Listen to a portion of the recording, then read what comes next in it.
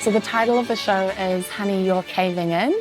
My main concern with the title is that I wanted people to humanize and also empathize the work and the paintings, because I guess initially a lot of people through media, they see it on their screens and they assume it's hyper-realist and they see that it is meat, and so they have a lot of assumptions about the work. Initially, I kind of naively included it actually in a painting, and I was just fascinated at how it would deconstruct different contexts or ideologies. Like when you positioned it, say, alongside a dead insect, you would then be like, what's the difference between its state and that state of a dead insect? Or alongside metals, and then you're deconstructing like these honorary systems and value systems. It was just so filled within itself. I just kind of became fascinated.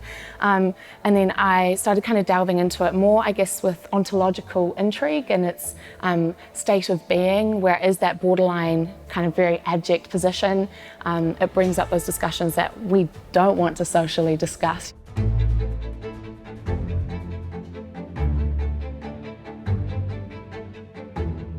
It's animal, it is like us, it's a reminder of our mortality, our inevitable end, I guess, but it's embracing within that. So its state, its skin has been removed, so it's very much those cliche sayings of we're all skin and bone, which I love, but its skin's been removed, and so how we usually categorise past judgment of the other is then taken away, so it's a space of commonality where we can all start talking about other social concerns that have to do with, yes, meat, but also anything else. You can reposition it. That's the base of my discussion and what I'm really interested in.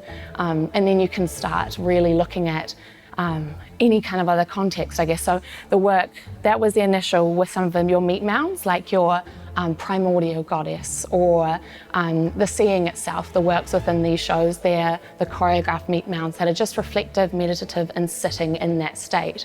And then you have some of the other works within the show, which you start to experiment with, even just the flesh on flesh as well.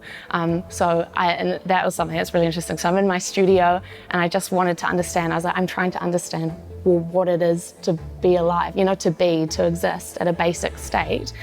Through something which is so constructed as well.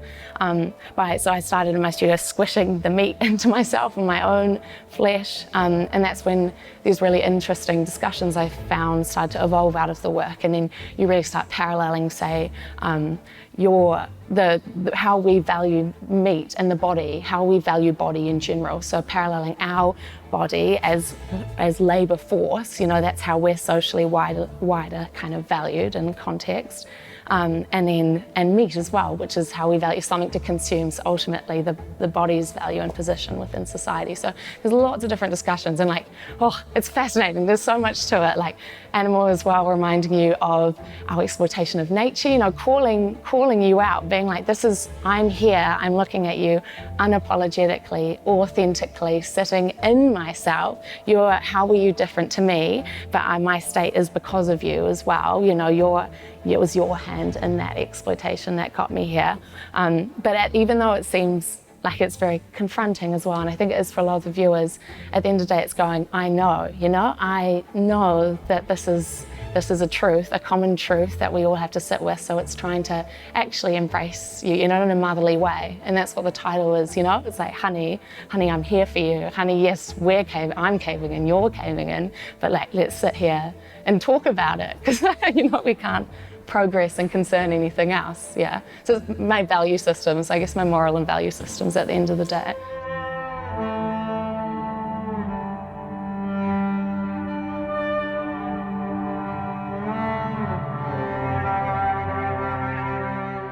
With the piece, I Will Feed and Clothe You, that is in the show. Initially that was quite, a naive investigation into purely meat sitting on top of our own flesh and body, so without that outer skin being removed. So it was me in my studio, rolling around on the ground, filming myself, putting the meat on top of me and trying to understand really how that sits on top of each other. And this image kind of came in my head, and my works at the base of the day, before I construct them, I have a sense of what I want about them. So it's a compositional construction. So I knew that it was going to be really intense work having something that's suggestive of the breast, and then the meat in the middle, which could be like all kind of organal, like organs, heart. But I don't want to as well necessarily, I don't want to scare anyone away from having a conversation with that work. So it's cropped in a really specific way where it's quite abstracted, so you can still receive and have a conversation with it, and it's not so literal that you can fully get what it is at this, like from surface value. But it was a very simple investigation into flesh, sitting on top of flesh, to start having those discussions about wider context and I guess objectification and othering as well. So it's not recognisable necessarily with any form of identity and sex, but just our self, because the meat is in a position of something we have othered socially, you know, and that's a lot of people's reaction when they come into the space. They are so taken aback from it and thrown from it, and I wanted to put it on yourself and be like, what is the difference in the separation, and really also just reflect once again our value system socially, like our body is just, that's how we're objectively valued as labour force, and meat is in very much the same position as well. But it's also this whole, reflection of, actually it's nurturing. At the end of the day, it is food. I know some people don't consume it, but it is this whole life cyclical process as well that's going on in it. So there's lots of different threads of discussion within the work, but I don't want to give it to you, and that's why I treat and compose as well. How it is.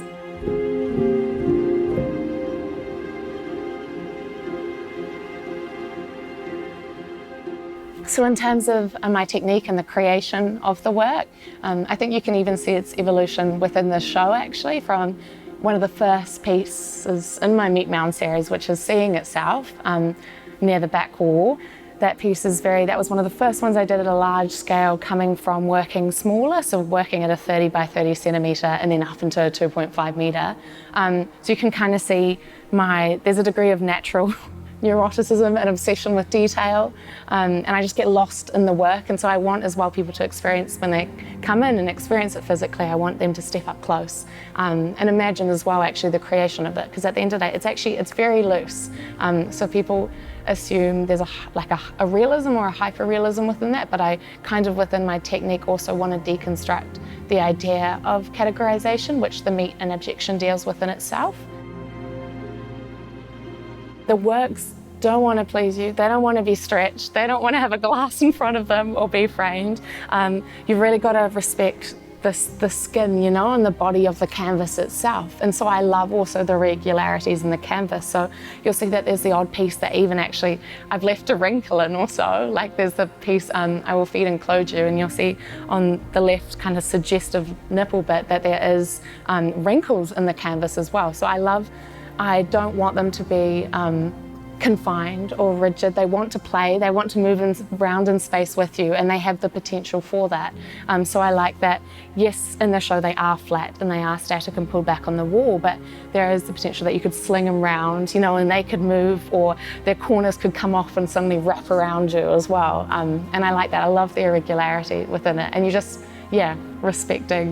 respecting each of them, because they're each kind of a being and a portrait in themselves, ironically, even though it's a state of anonymity, they have their own personalities, So I love that they have the potential to play, and you've got to, respect that.